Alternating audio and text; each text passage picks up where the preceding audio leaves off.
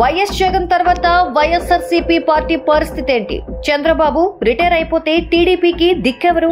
YS Sharmila రాజకీయాల నుంచి తప్పుకుంటే వారసులు ఎవరు?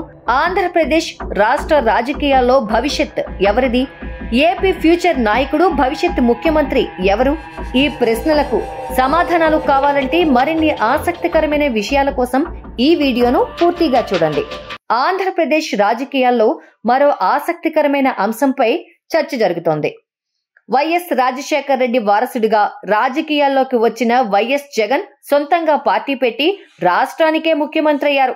మరోవైపు ఎన్టీఆర్ అల్లుడిగా టీడీపీ పగ్గాలు అందుకున్న చంద్రబాబు ఆయనకు రాజకీయ వారసుడయ్యారు.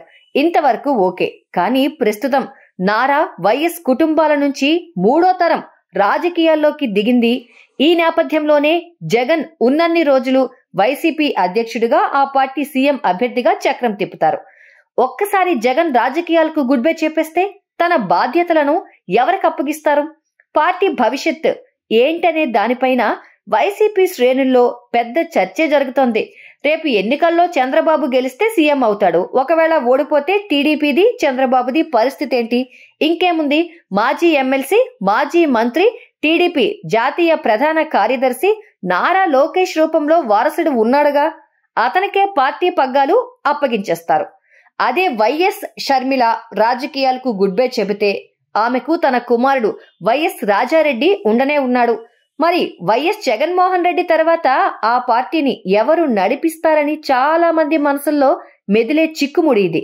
సీఎం జగన్ కు ఇద్దరు ఆడపిల్లలే ఉండటం, అది సొంత రాష్ట్రానికి దూరంగా అయిన వాళ్లను కాదని విదేశాల్లో చదువుతున్నారు. అయితే మరో 10 ఏళ్ల తర్వాత జగన్ 60 ఏళ్లు దాటిపోతాడు. ఆ సమయంలో తన రాజకీయ వారసులుగా తన కూతుర్లను రంగంలోకి దించుతారా లేదా అన్నది సందేహమే.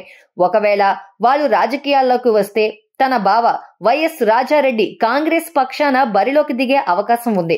ఎందుకంటే తల్లి కాంగ్రెస్ పార్టీని అధ్యక్షురాలు స్థానంలో నడిపిస్తున్నారు. అటు జగన్, ఇటు షర్మిల రాజకీయ వారసులుగా తమ పిల్లలే బరిలోకి దిగితే కాంగ్రెస్ వర్సెస్ వైఎస్ఆర్ కాంగ్రెస్ గా ఎన్నికల్లో తలపడాల్సి ఉంటుందని ఆయా పార్టీల్లోని క్యాడర్ అనుకుంటోంది. ఇదే జరిగితే వైఎస్ ఫ్యామిలీలో చీలికలు పెరుగుతాయి.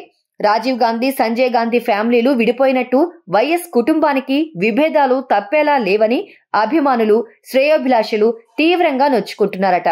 మా వీడియో మీకు నచ్చినట్టయితే లైక్ చేయండి, షేర్ చేయండి, మా ఛానల్ ను సబ్స్క్రైబ్ చేసుకోండి.